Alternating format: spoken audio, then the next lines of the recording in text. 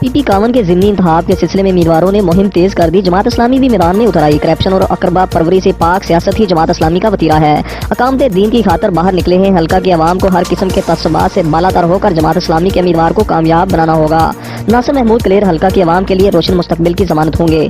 رہنما جماعت اسلامی وقاص احمد بٹ، محمد مشتاق بٹ، صابر حسین بٹ کا انتخابی مہم کے حوالے سے میٹ دی پریس کانفرنس کے شرکاء سے اظہار خیال۔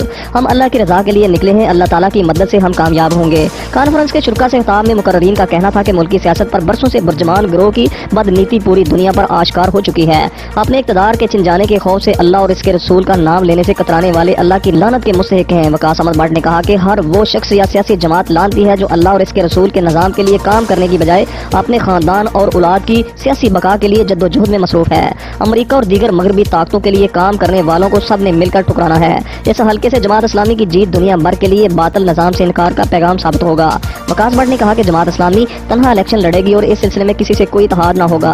موجودہ حکومت کی کل کارکردگی عوام کو محرومیوں کا شکار کرنا ہے۔ ناصر محمود کلیر نے کہا کہ موجودہ حکومت کی بد انتظامی کے بعد بد اخلاقی اور بد کرداری نے عوام الناس کا سانس لینا بھی محال کر دیا ہے۔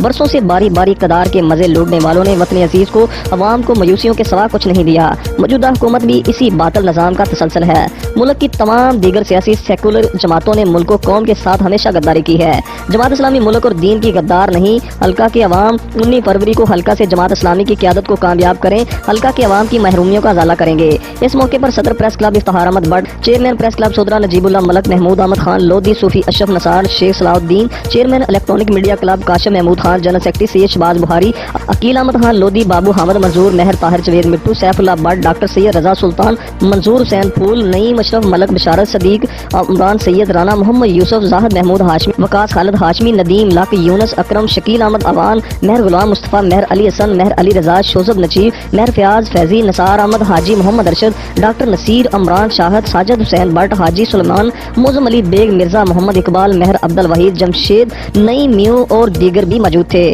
رپورٹ موزم مختار بیگ، نمائندہ دونکل۔